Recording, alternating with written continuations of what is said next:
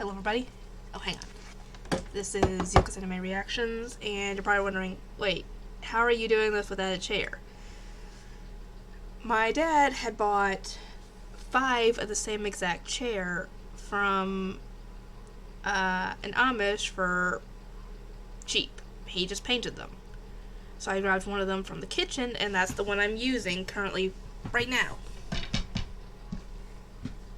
So I actually asked my brother, who works over at Big Lots, and asked him, do you guys sell chairs? If so, could you get me a decent one and I'll pay you tomorrow? And I think he is going to, so hopefully I will get a decent chair. Hopefully he knows the kind of chair I would like.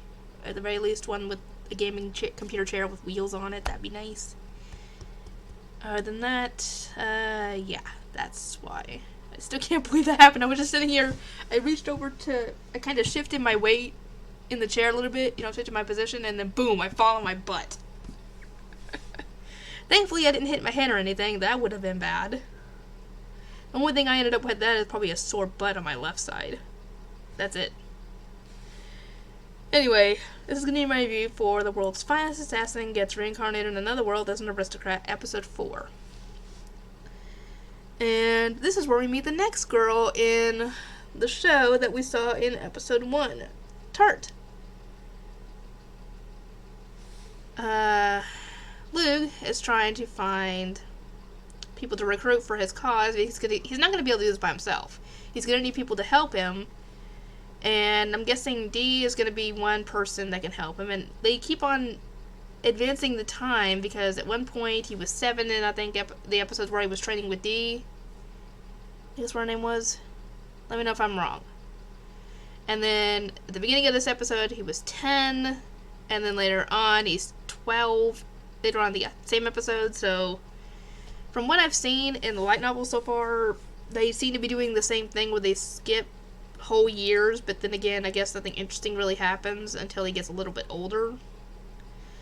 Anyway, he ends up rescuing Tart from a pack of wolves, and he easily kills the wolves.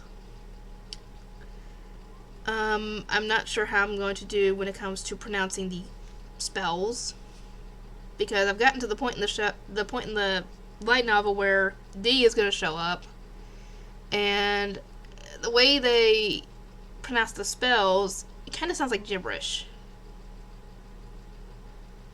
And you guys have heard it, so, I mean, how do they expect you to pronounce it if you're doing the light novel? Anyway, he rescues her, and he gets her to he essentially told her, yes, I've killed before, but I need you to help me in my cause, and in return, you can live at the house with me and my family. You get food every day, you get essentially anything you need if you help me with this. And she ends up agreeing, and he essentially claims that he's brainwashing her. I don't think he is. I think he's just essentially doing what you would normally do. You would get if you want to recruit someone to your cause, you give them a reason to want to work with you. And in her case, the fact that he saved her from certain death, and the fact that he would in return house her, feed her, give her essentially anything she needed. I think that's incentive enough to want to, hey, work with this guy. And he trains her as an assassin the same way that his dad trains him.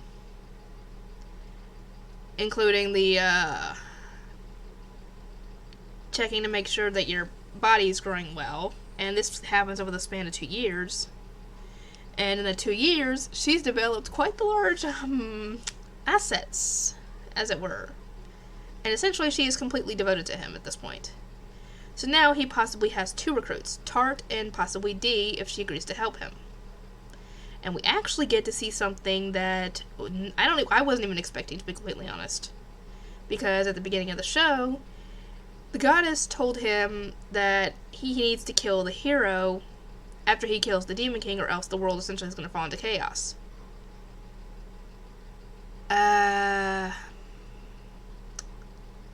I'm willing to bet that this happens with every single hero, because earlier, 40 years earlier, I might add, she recruits the world's best special forces operative to do the same exact thing And 40 years later, she checks on him, and he is just living the good life, just lounging around being lazy, not even doing what he's supposed to be doing. And apparently this is like the 200 and something attempt at this.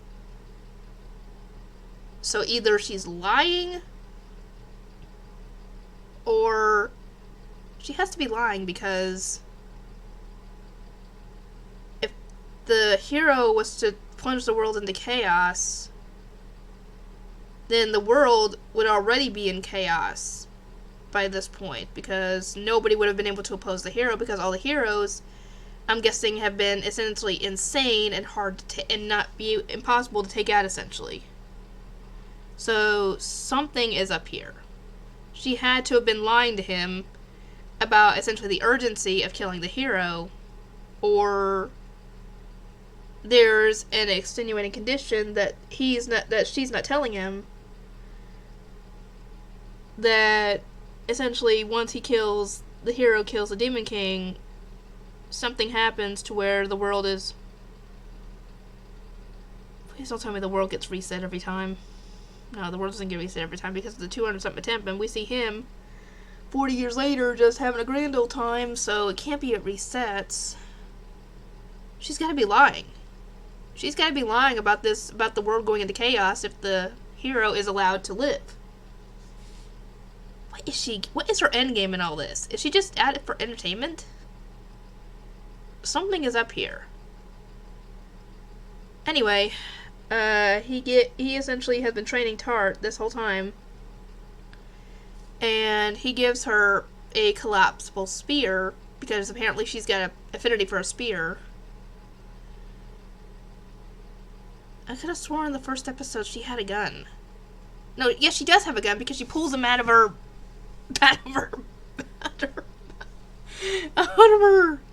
The holster's on her butt. And I'm not even joking if she does that.